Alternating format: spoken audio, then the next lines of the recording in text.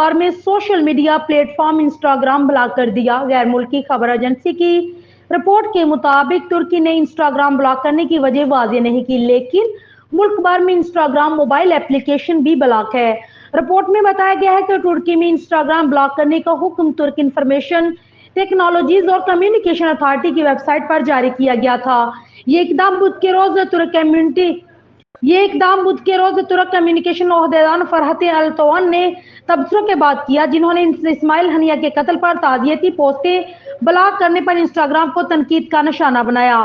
انہوں نے social media site x پر جاری بیان میں کہا تھا کہ یہ خالص سینسرشپ ہے۔ انسٹاگرام نے اپنی کارروائی کے لیے کسی پالیسی کی خلاف ورزی کا حوالہ نہیں دیا، تاہم ترکی کی جانب سے انسٹاگرام پر پابندی پر آلتون کے تبصروں پر میٹا کی جانب سے کسی قسم کا کوئی تبصرہ نہیں کیا گیا۔